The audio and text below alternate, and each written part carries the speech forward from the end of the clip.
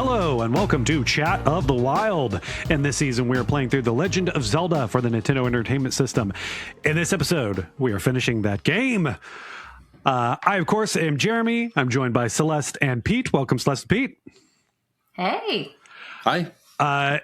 Very much looking forward to Celeste's experience on here. She was sending us a message beforehand about some frustrations, but we'll get to that later. In our last episode, we completed some more dungeons, collected some more pieces of the Triforce. We're going to continue that pattern. Not a lot of exploring in the overworld at this point, other than us maybe trying to figure out where a couple dungeons are. Did either of you do some exploring on your own, or did both of you just sort of follow the guide and just go to where you needed to go? You want to go first, Pete? I didn't do a whole lot of exploring. I kind of, when I got into the first dungeon, I realized that I did not have enough rupees to get the bomb upgrade. So I did a little bit of exploration at that point where I needed to go out and just kind of hunt for rupees. I cheated. I broke at this point because like I needed some things, and I was like, you know what? I am playing on NSO. Let's just go to money making game, and I'm just gonna go and max out my rupees real quick, because otherwise, you know, I would just be doing, like you said, just go out and grind for a while and get 255 rupees. Oh, I inadvertently traveled. I wanted to like kind of mess around with the whistle and just see where it would take me. Do you know, are there pre-designated areas where it's going to take you every single time, or will it truly place you in random spots throughout the map? So it takes you to the entrances of dungeons. It teleports between entrances of dungeons. There is some kind of math to it in terms of it does it in a set order, but there's something like if you leave, it doesn't reset to 1, but it will like reset to like whatever is the last one you teleported to, and then take you back to that one. And then it goes, I believe, in sequential order of taking you to the dungeon entrances. That's I did not know that the whistle did that. I had no idea. I think I did that once on accident while I have a memory of, does it take a tornado? Like a tornado comes and grabs you and lifts you off? Okay. So I did that once on accident, but I did not know that you could deliberately do that in the overworld. Oh, you're gonna have to go just kind of play around with it. Like, have you done it in Super Mario Brothers 3 with the whistles? If you played that, no, okay. I don't think so. No. Yeah, the little tornado comes and takes you. That's so cool, huh? Yeah, I definitely would have been spamming that to see if I could kind of luck out and not have to travel across the map. Yeah, I mean it's good if you, Celeste, you were just saying you felt like it was taking you to random places. So at the very least, I guess it saves some time because you're just like, well, I need to be in the bottom right section, so let's do this until I'm over there.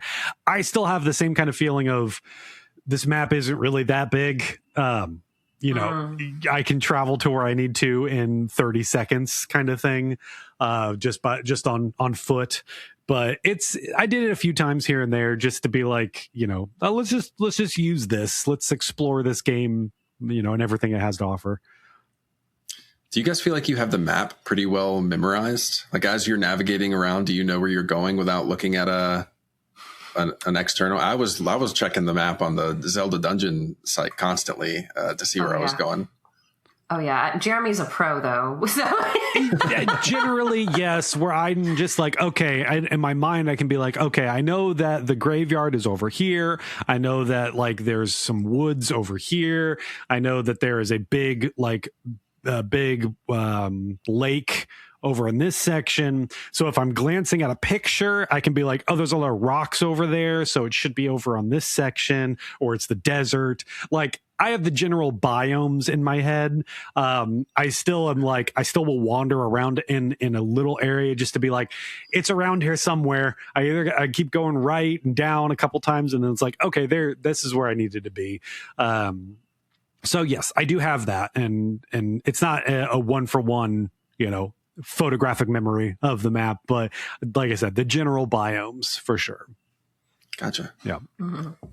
But yeah, speaking of having to like use the map and the guides and everything, in order to get to this next dungeon, you do have to just go up to a lake and play the flute. I am not sure where we get any kind of hint that this is what we are supposed to do. Maybe in the booklet. That's a great question, because I was going to ask you guys if you remembered coming across any kind of hint in the game. Yeah, no old man told you to do that. No, I am not sure. Again, I think if I look in the booklet, maybe I could find something on there. The only booklet I have on hand without like looking up digitally is in Japanese, so that's not going to be helpful for me. Yeah, we have to go to one little section. It's near, it looks identical to like a fairy fountain, but it doesn't have a fairy in it. And you just walk up to there and you play your flute. And it's cool because you just see like the water sort of like fades away on it. And it's like, that's a cool effect for the Nintendo that it was able to do that. It's like right next to a fairy fountain too, right? Yes. It is, because I got confused. I kept running into it and finding the fairy, which I was always happy about, but Yeah. Except for that noise. Like if you're really low on health and you go up to the fairy, it's just like you're just sitting there forever waiting for it. It's just like it's the same with like drinking the potion. Just this long screeching noise that you're sitting there having to listen to. But this leads us into Dungeon 7, the Demon. Oh, I like your voice effect for that. It's so spooky. I think this was the most enjoyable dungeon. I think that in terms of our abilities and the fact that there are no dark nuts in this entire thing, it made every room seem fine and kind of fun to fight in. It gives you false hope for the other two dungeons. I'll tell you It's a reprieve. Oh my goodness. It's like, oh, after what I went through the last time with 4, 5, 6, this is it. Okay. This is what we have left to do. I got this. No, but anyway, did you guys, okay, I'm following the Zelda dungeon walkthrough. I went to get the bait, which is basically this big chunk of meat.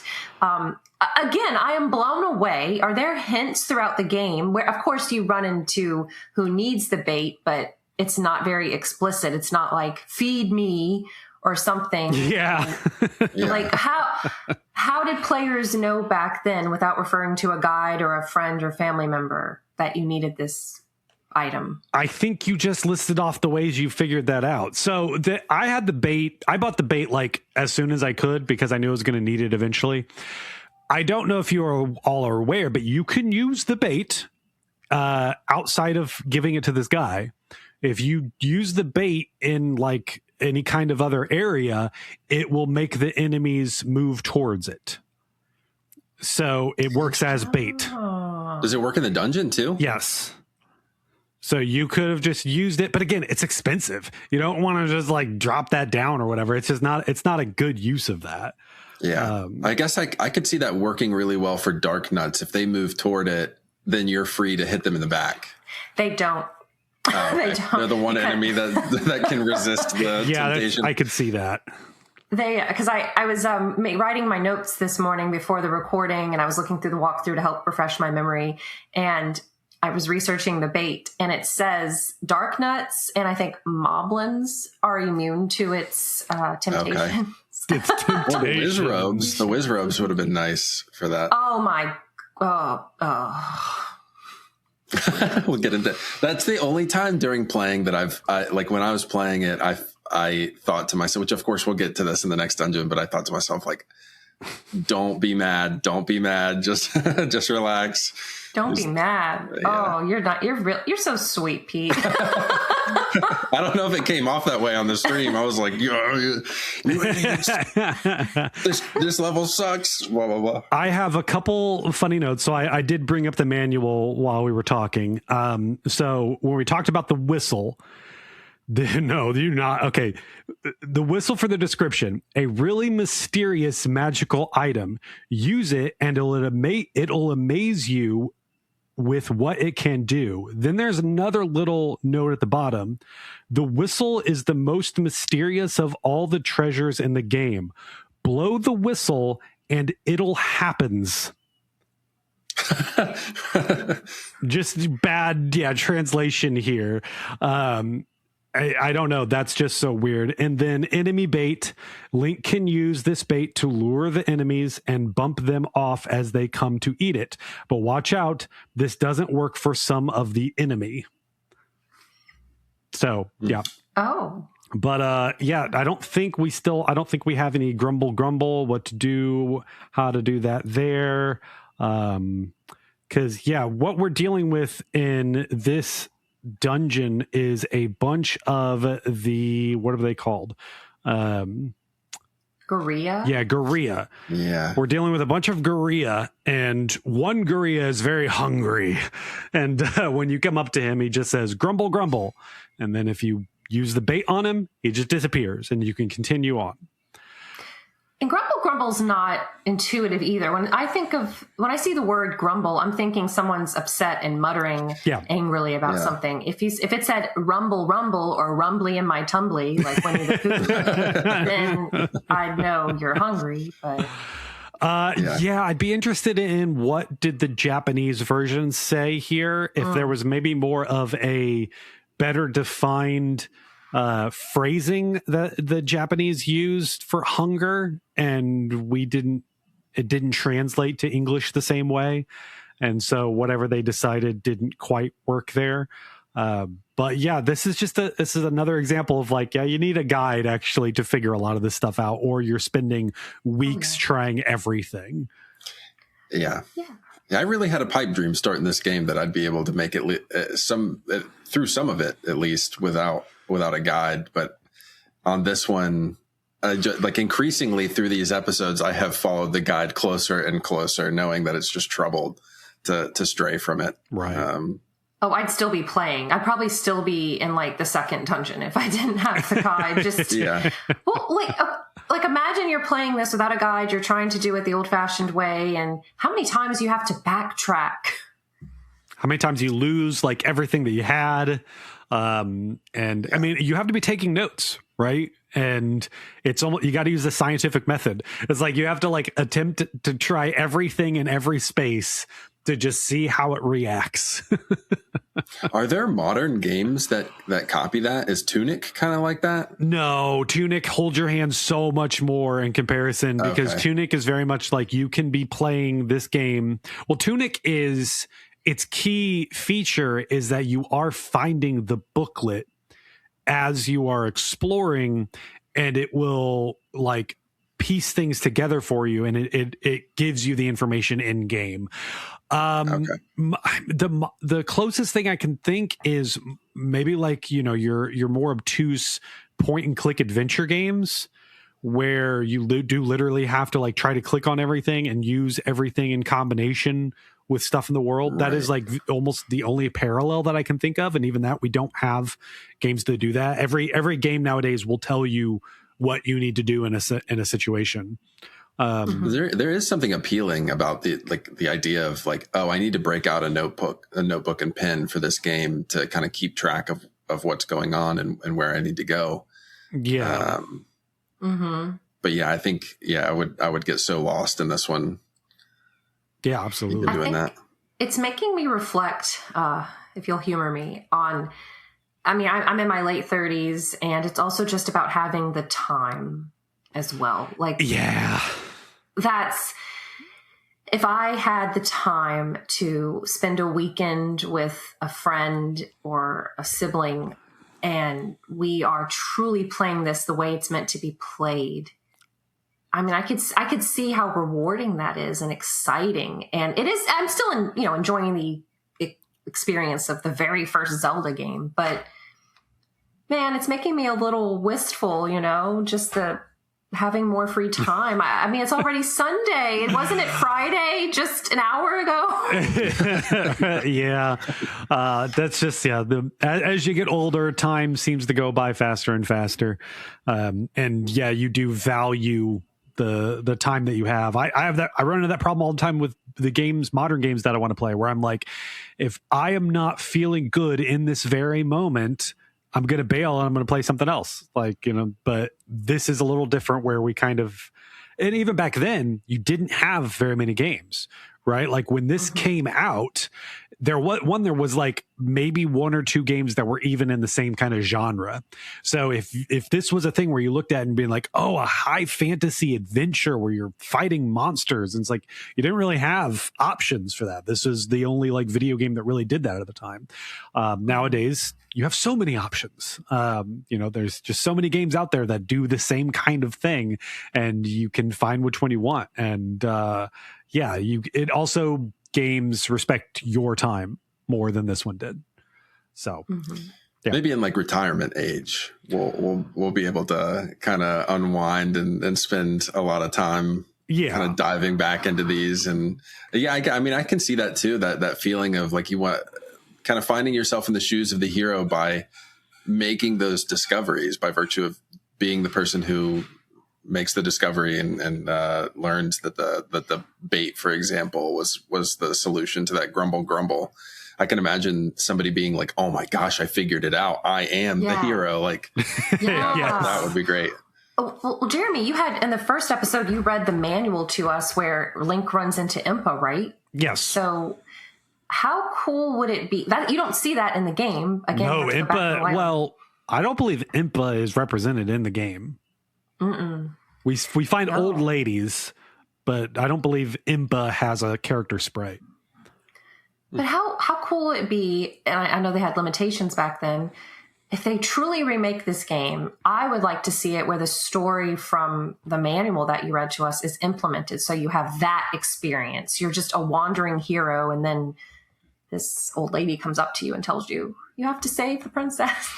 As you're saying this, I was thinking that last time we were playing, where I'm like, why haven't we gotten a modern remake of this? Like, it doesn't have to even be like, super in depth. And it doesn't even necessarily need to look like Echoes of Wisdom and Link's Awakening remake, like doing all that stuff. Cause I know you still have to make character models for everything.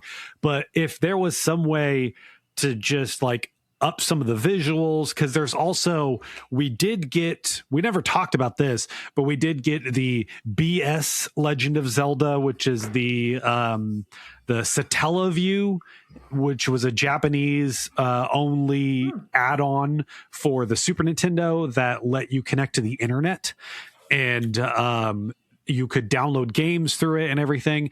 And they did a remake of the original one. So you have the original Legend of Zelda with better visuals. Not by a lot, Nintendo to Super Nintendo, but you can go and find that version out there. And it is a nicer looking version for sure.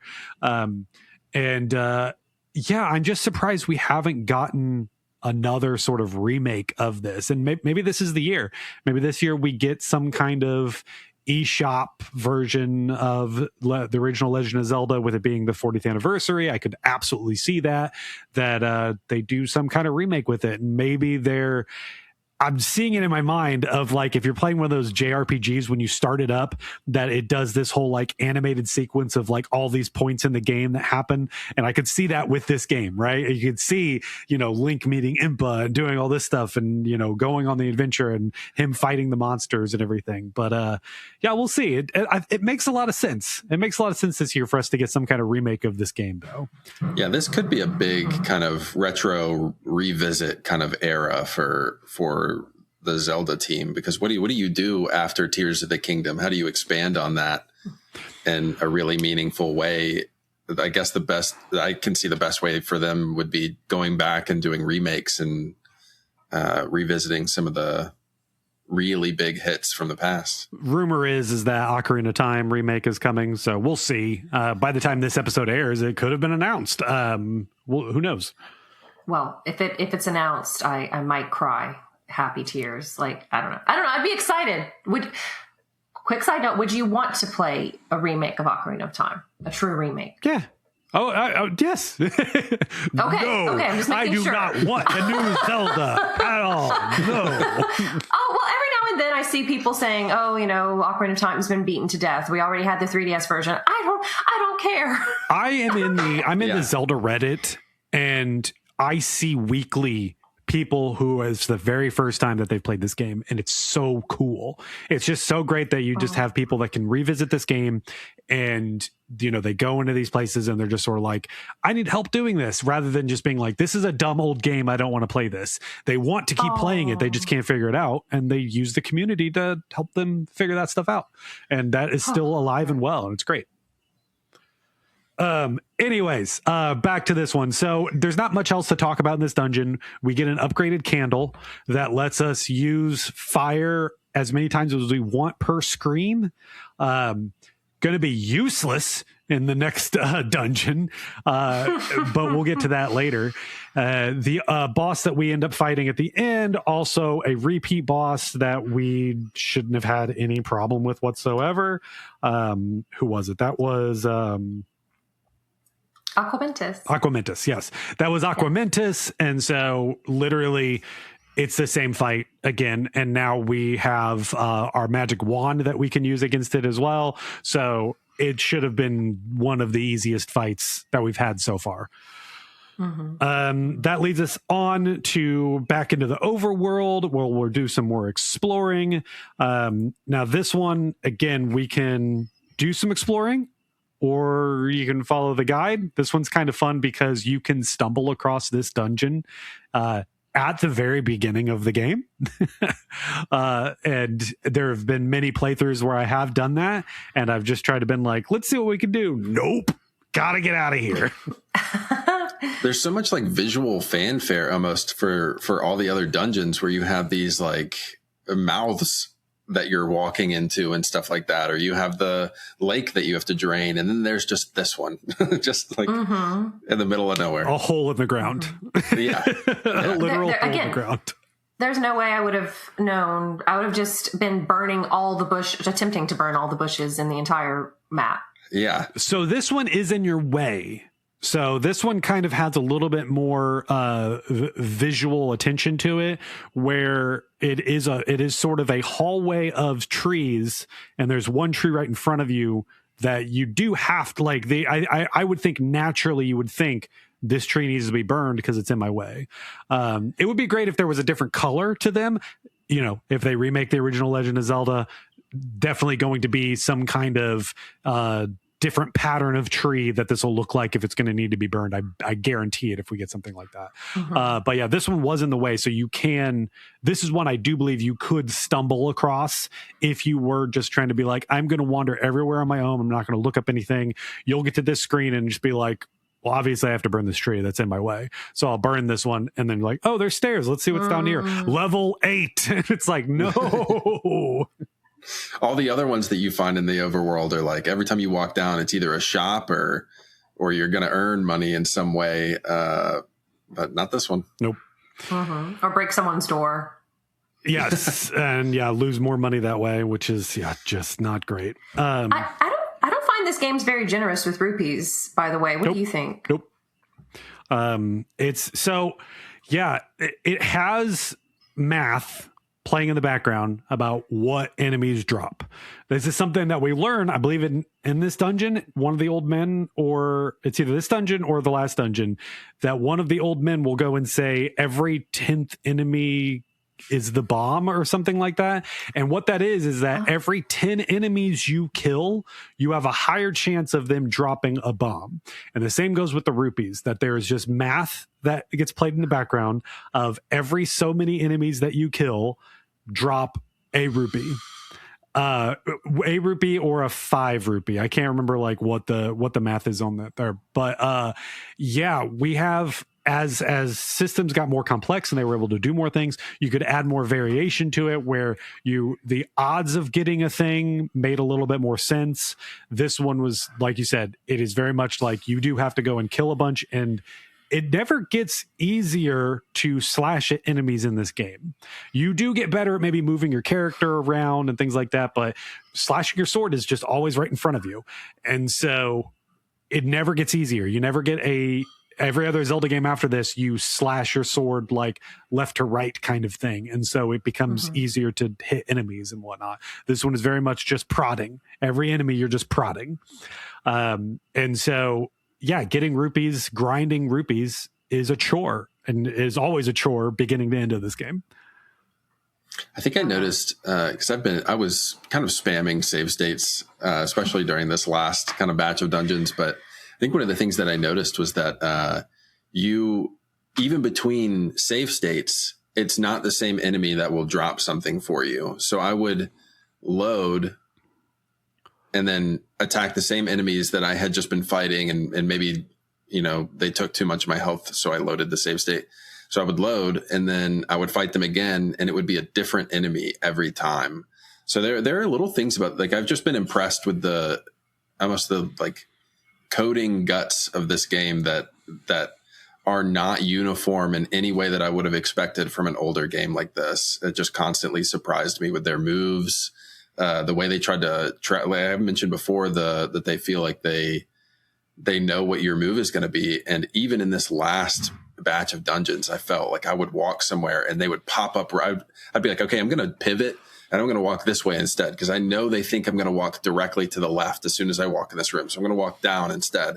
And then something would appear and attack me in that direction instead. And so I was like, every time it has surprised me, and I have not been able to kind of cheese the game logically, because it bests me every time.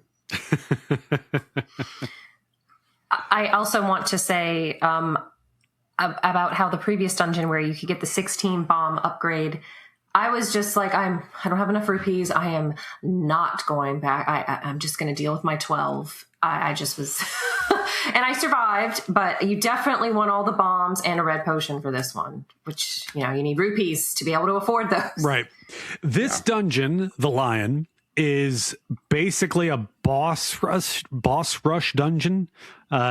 We do have to fight Manhandla like 4 times in here, but there are a bunch of rooms that just have previous bosses in them. Lots of dark nuts. This is one of the hardest dungeons in the game. The final one is the final dungeon, which we'll talk about, is big and confusing, but this one they just shove so many enemies into here and have just like survive. You have to try to survive. I don't want to repeat the words that came out of my mouth while I was playing this game. They weren't very ladylike. Yes, I think that's funny, because it's like, I've talked to you a handful of times, and I have this like impression in my mind of the kind of person you are. And then when you mentioned in our group chat about how all the colorful language you were using, I was like, I cannot even imagine that. Like, when we get done recording, I'm gonna need you to just like say some cuss words for me, just so I can have an understanding. Yeah. If we were hanging out in real life, you'd be like, oh, okay.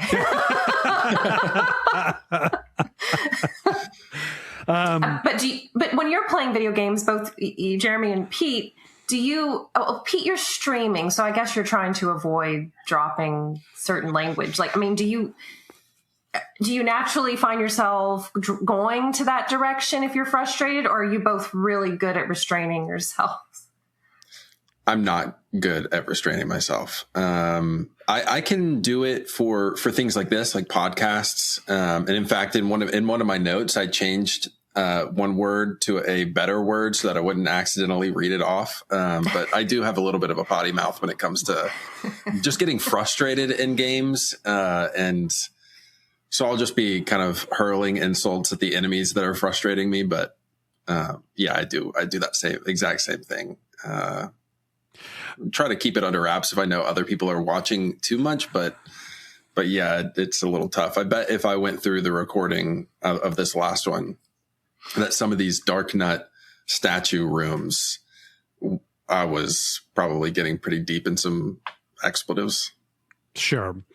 I think for me, I have been doing the podcasting stuff for a long time, and this is a family friendly show. And I have made it a point to make sure that like I'm being as presentable as possible. And that has carried on to a lot of things for me where I don't in my younger days, yeah, I would probably yell a lot more, but I don't really do that as much anymore. I know I tend to be like, if I had to make fun of myself, if something bad happened, I'd probably do like a like that kind of thing, just like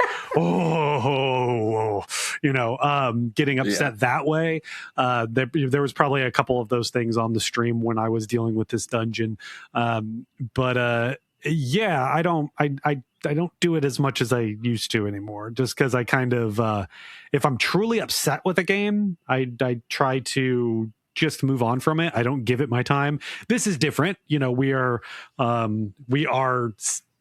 saying, yes, we are going to complete this game for the content of creating this. And so we kind of get trapped into it of like, we got to suffer through it. Fortunately, we're all playing in a way that we have little handicaps that we can use in order to help get us through that. And so that's been helpful, because I did at one point use a rewind in a dungeon because a like ate me, and I was like, I cannot go buy a new shield. I cannot go buy a new shield right now. Like, this is the breaking point for me. We're gonna rewind. It's fine. I did so much, naturally through this whole time that like I'm gonna use a rewind here, just because I did one earlier, and that was probably the breaking point, because I did it to get rupees, where I was like, now it's there. I got to use it now. Yeah, if I would have an audience like you two have a lot, then I'd be on my best behavior. But if it's just my husband and I in the living room, right? It gets the full unfiltered. Thoughts. And it's not really. It's just more of a moment of frustration, especially like, oh man, I really don't want to have to repeat this. Yes. I did learn, during our last batch of dungeons, I heavily suspected that I had lost my magic shield. Yep. That was confirmed in this where I was just, so it was a lot of that handicap for save states. I was just kind of relying on that. If I went into a room and they beat the snot out of me too much and I lost too much health, I would just load and try again until I managed to get through it without losing too much past my comfort zone, I guess. Yeah. And I think, I want to make it very clear that I don't think that that's any lesser for anything. I'm not the kind of person that's just like, oh, you only beat the game if you did it without using all this stuff. No, I am so happy, because we all have frustration still coming out of this. We're still all able to look at it and be like, how did people figure this out? Like, we're just sort of like, yeah, that's the question. How did people figure this out? It's a very obtuse game. It's also a very difficult game. Even us reloading, we're still getting frustrated with it. And we can imagine that you can take that frustration and multiply it for people that couldn't just start or rewind the game or reload the game, that they died and they had to start over and go buy some new potions and do all that stuff. So yeah, it definitely gives you more admiration and respect for people who pulled that off. Yes. I salute you. Absolutely. Yeah, absolutely. Like I said, this dungeon, it's full of bosses. We're fighting a bunch of manhandlers, a bunch of dark nuts. And we do there are 2 items in this game, or in this dungeon, that we can get. I only got one of them at first, and I missed the thing that would be very helpful in the last dungeon, the upcoming final dungeon. But I did get the book upgrade, which is like, it looks like a Bible in here. Mm-hmm. But I do need to say, Celeste, I have to apologize to you, because in the last episode, I was talking about how I didn't think that the magic wand was a big deal. And now with this thing maxed out, it's like, oh no, the magic wand is the best weapon in the game. So yeah. Oh, you don't have to apologize to me at all. I do like the magic book is oriented to read right to left, if you look at it. Oh, okay. Japanese book. Yeah. Sure, yeah. I thought that was I didn't notice cool that. touch. That's really cool. Yeah. I did notice the cross on it, though, and the cross on Link's shield. I can't wear them right now, and you can't see them because I have headphones on, but I have a friend. No, someone gave me some Zelda earrings, like the 8-bit version, and it's the little shield and the cross is on it, everything, which is, yeah. But so you got, I cannot remember. So the magic book, it's an upgrade to the wand? What it does is, it makes the wand also create fire. So when you use it, it will, when it hits a certain thing, it will drop fire there, which can also then continue to damage enemies, also making the candle useless because you can use that on there. Although I guess you can't, I wonder if you can burn bushes with it because it may not stop. It may just go past the bushes. So I'm not sure. I didn't test that out. We're all done with the game at this point, so I don't think I'll be going back to this game for another decade. Okay.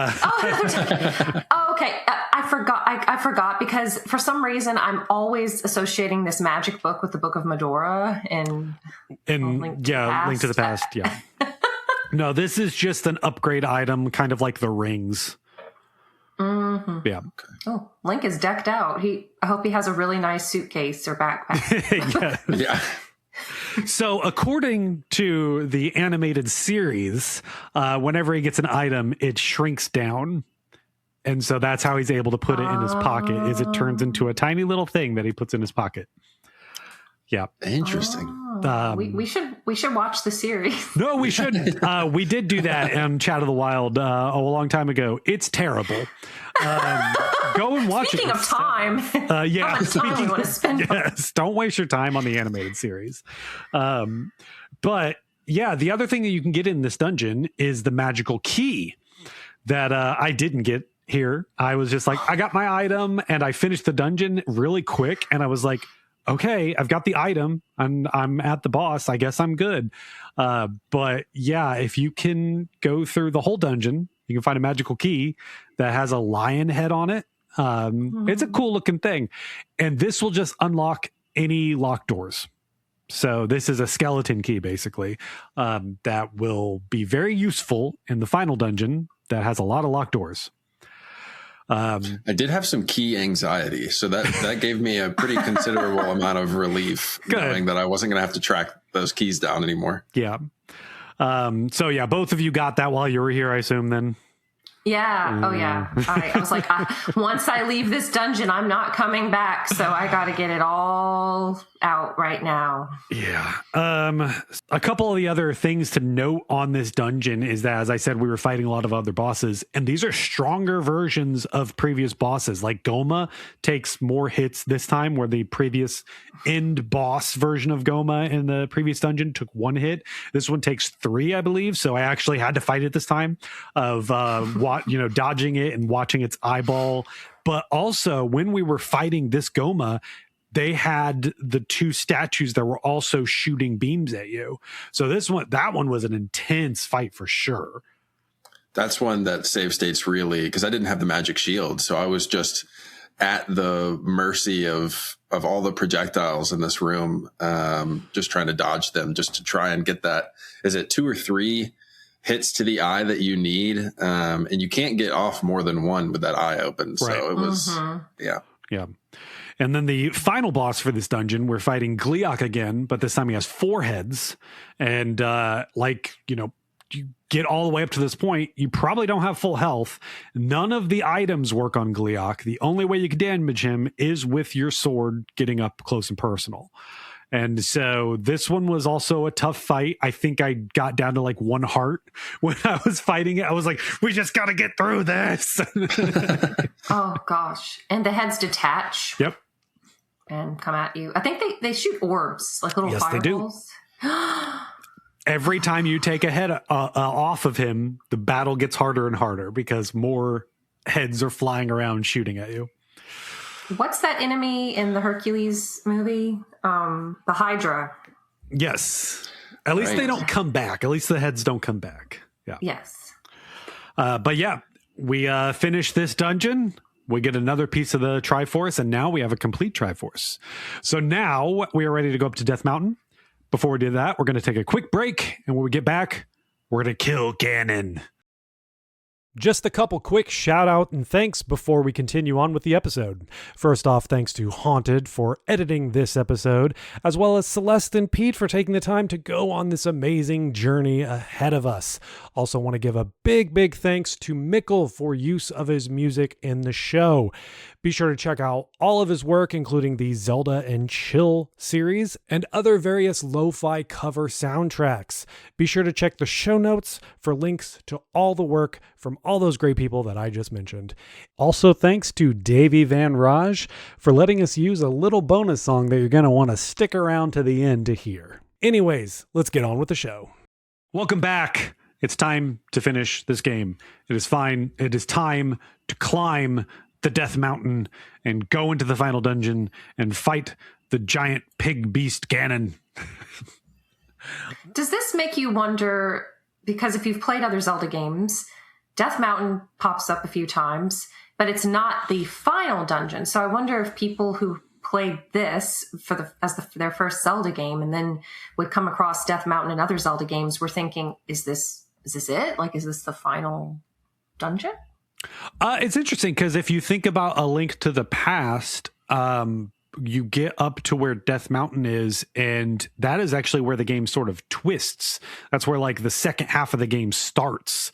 And so it did kind of feel like you were leading up to the end of the game. And I think maybe they were playing on that, where they were like, oh yeah, you're going to get all the way up to here and then you're going to have this battle. But then actually, no, because that's where the moon castle is, right? Because the moon, is that what it was called? Because where you get the moon palace. And that's where you first like start to see like the dark world kind of twist there. Maybe that was a thought there, but no, you're right. Everything else after this, the Death Mountain is just where the Gorons live. It's kind of a cool place, actually. I like the modern versions of Death Mountain more than this version of Death Mountain. But again, how do people know where to go? Does an old man give you a hint about where this is located? The booklet does tell you that Ganon is located on Death Mountain. And you're right, you do have to bomb a spot. There are two mounds on one screen, and you do have to bomb one of them to get into the entrance of it. I think at this point, it is very much you should be bombing everything as you're exploring. That's why you want 16 bombs, is you every time you get into a screen, drop a bomb somewhere, see what happens. I was doing that a lot in, I think, the last dungeon and this dungeon, where I was just like, let's just bomb the walls and let's see if something happens here. Trying not to just follow the guide. I needed to follow the guide at the end because I was like, how do I get to this room that the thing is in that I need? Yeah. There's so many bombable walls in this dungeon and so many like what seem like necessary ones. Like, can you get through this dungeon without bombing a single wall? Probably not. I am going to guess that let me look. Okay, so I'm gonna have to share an image of the Zelda dungeon guide on how to get through this level in particular, because it is madness. It is just lines and arrows going everywhere. So yeah, like Haunted, we're just gonna upload a picture of that up here real quick. It's crazy, but there's two different versions based on which if you have the magical key or not. Yep. Which I spent, I don't know, half hour, 45 minutes wandering through this dungeon on my own without the magical key. And then getting to a place where I'm like, okay, I know that certain rooms are like dead ends. That like if you could waste keys on certain ones where you'd go through and be like, nope, that's a dead end. You just wasted a key. Go back and buy new keys, dummy. Oh my god! So you did. So to clarify, so you did not intentionally forego the magical key, right? No. Yes. I want to be able to talk about this game in all of its glory, including every item that you could get. I was just rushing through and being like, oh, I must have figured it out. I got the item in the last dungeon. There were 2 items though. So yes. Okay. Because I thought you were like, you know what? I bet Pete and Celeste are going to get the magical key. So I'm going to take one for the team and I'm going to go the route without so we can discuss it. You give me way too much credit to think that I would like suffer through that just for this on that here. No. that was one where I looked it up and I was like, magical key. What's funny is that I went back and listened to the original season that we did on this. I did the same thing. I missed the magical key the first time too. Yeah. So that must be pretty common then. Anybody trying to go through without, like, the magical key must be something maybe you stumble upon late. Like I can imagine in the past people being like, "Oh, you didn't get the key that gives you that unlocks all Infinite doors," keys? and you're like, "There's no way that exists." You're cheating. Yeah. But it's so cute. It has a lion head. Yeah, it'd be cool. I'd like a little 3D printed version of that key. That'd be cool to have. Oh, that would be cool.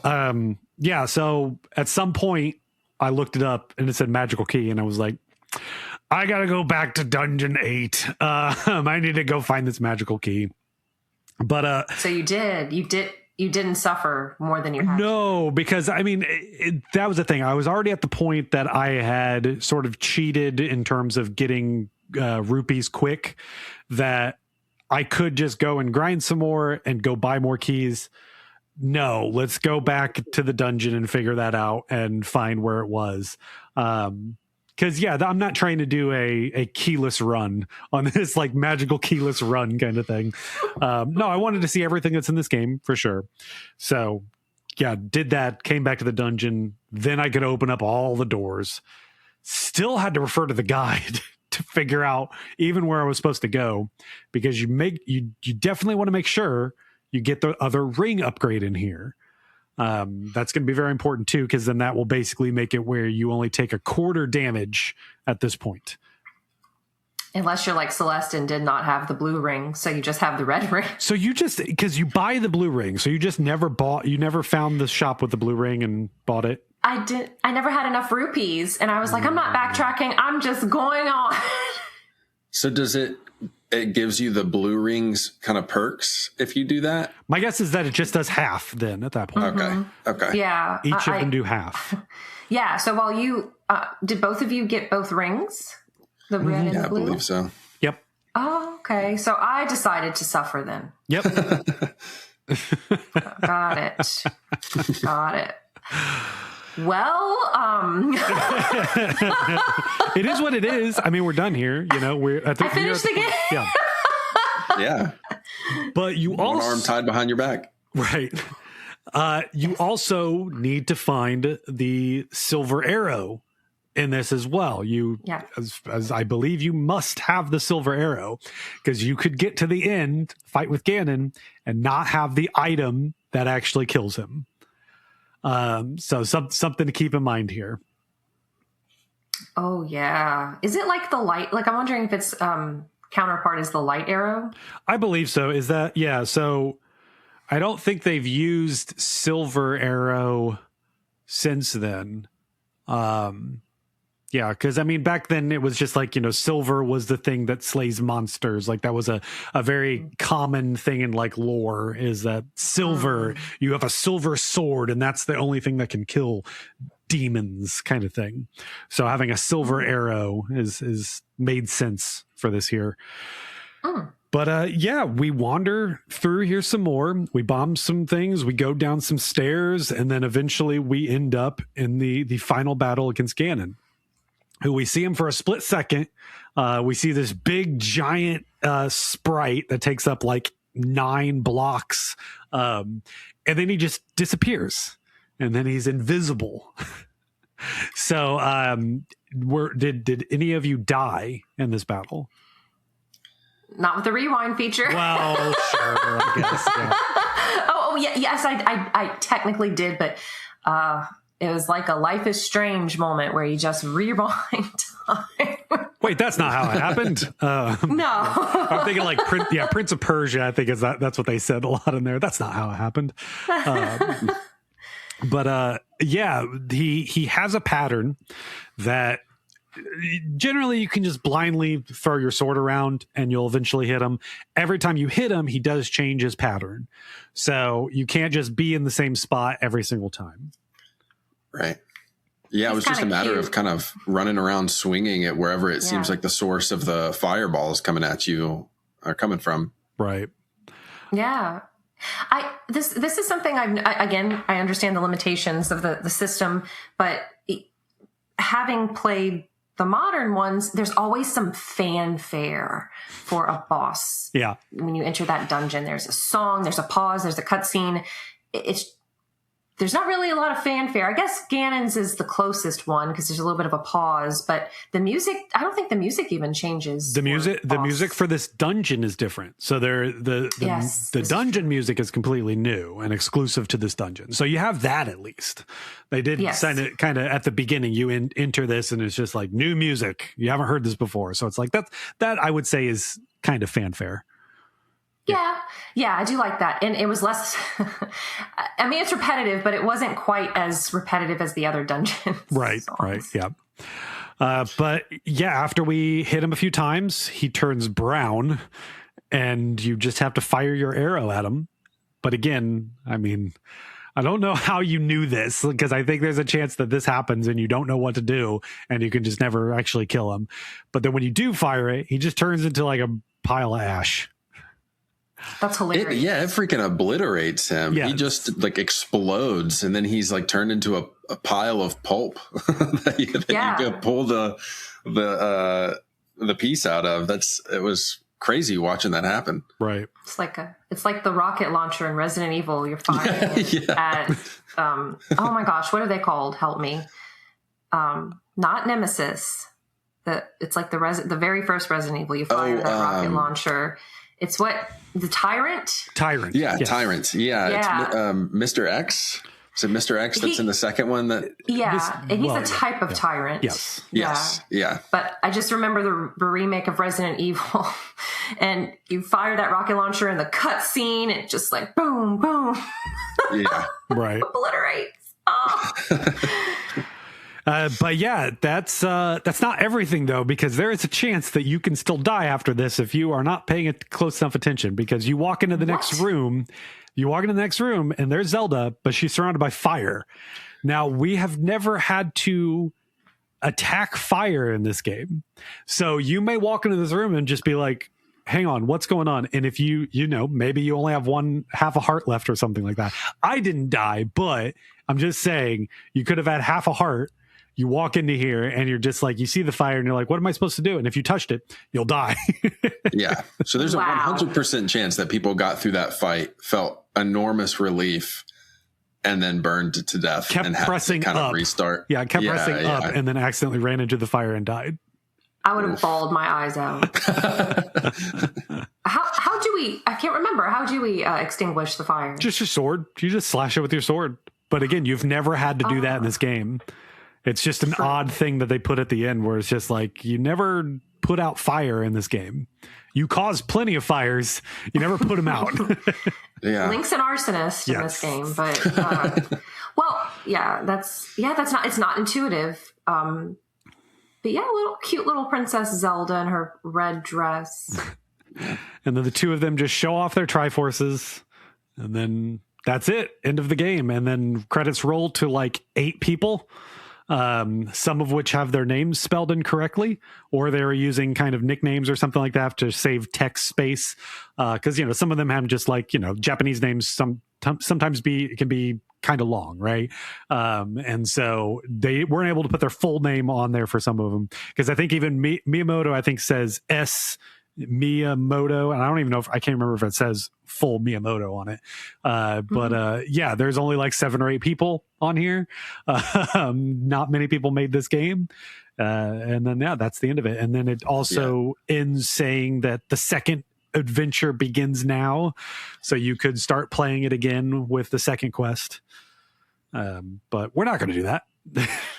We're done with the game. Our second adventure is a different era. Yes. A different era. And this is the point where you don't see the Triforce of Courage, right? Like, we just understand there to be Triforce of Wisdom and Triforce of Power. Yes. Okay. When does the Triforce of Courage come into play? The Triforce becomes a 3-pieced thing in Link to the Past. Before that, it was just meant that they were triangles. That was it. It wasn't tri that there were 3 of them or anything like that. It's just that they were triangle shaped things. And at the time, even the animated series only has 2 Triforces. So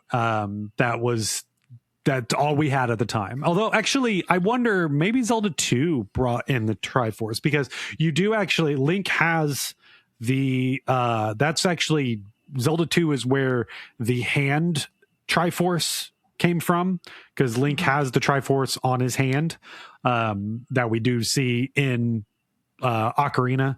And that actually started in Zelda 2, but we're not playing Zelda 2. We're not covering that one.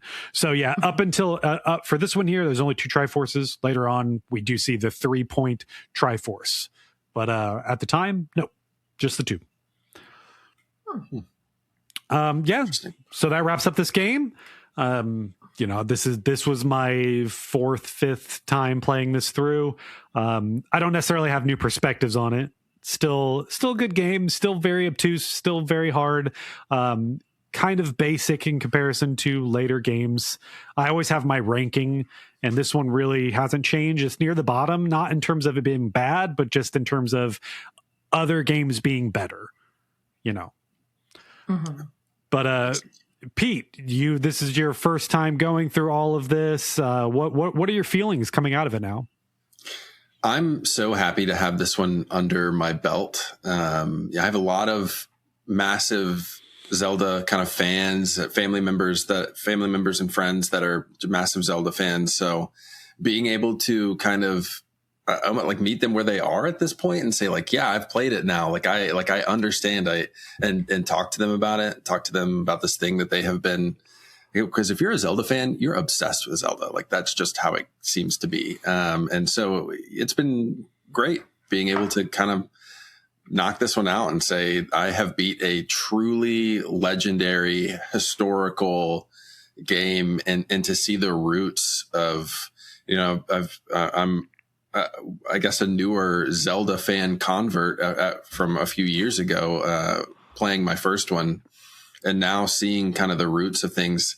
I mean, you're talking about, it's only an eight person team that made something that 40 years later has stood the test of time and is in every new entry. And it's just really impressive. You just really get the kind of scope of that history. Yeah, very, very, very happy, very proud. I know that I used a lot of crutches, but I don't feel ashamed of that, because I think it would have been really difficult otherwise. So, and it has just made me, respect and appreciate the people who beat it without those crutches even more. Absolutely. Yeah. And Celeste, this is your first time completing the game. I know you've said you've attempted it before, but now you've completed it. It's very funny, Jeremy, because when you reached out to me about this, I had always said, I have no interest in playing the original Zelda. It looks too hard. It's just not appealing. And then Jeremy's like, hey, you want to come talk about it with us? And I was like, all right. But I'm very thankful for that, because I am grateful. I'll be honest, I don't know if I will return. Never say never. I don't know if I will return to this game. But I am very humbled to see its roots, the series roots. And I appreciate the difficulty so much. And truly, if you played this back in the day, especially before the internet was readily available in households, before you had strategy guides in the store, maybe there were strategy guides in the store. I used to get them in the 90s, but it's wild. I also like that it doesn't really take itself seriously. I can kind of maybe see some of the humor in the show and throughout the series. We didn't talk about it, but in the Death Mountain, the old man trolling, go to the next room. I thought that was hilarious. Wow. Words of wisdom. Who would have thought? I'm just going to start telling people that. That should be a gag. Celeste, what do you think I should do? Well, I think you should go to the next room. No context, even out of context. Celeste, which restaurant should I go to? Go to the next room. Right. But no, I am very grateful, and it's nice to be back podcasting a little bit more regularly at a manageable manner. But yeah, it's so thank you for this, Jeremy. It's because I don't know if I would have taken this upon myself, because like I said, there were parts that were so frustrating, and then as adults we have such limited time. But the players, this Legend of Zelda walkthrough on Zelda Dungeon like Pete was saying, yes, we both used crutches. I don't care. I still played it. Yeah. Yeah. Yeah. And I think, I mean, this is one of the hardest one. Zelda 2 is like the hardest Zelda. Ooh. Yeah, I don't know. You know, that's not something I'm eager to go back to. We covered it a while ago. I've only played through that one once, and I don't have any immediate interest to go and cover it again. But yeah, it's out there. This one, it's just it's cool to see where everything started. And I'm, like you said, Celeste, I'm so happy to be back here talking Zelda again, and cannot wait to continue that. And there's so many more things for us to cover, including The Legend of Zelda Majora's Mask, which is what our next game is going to be.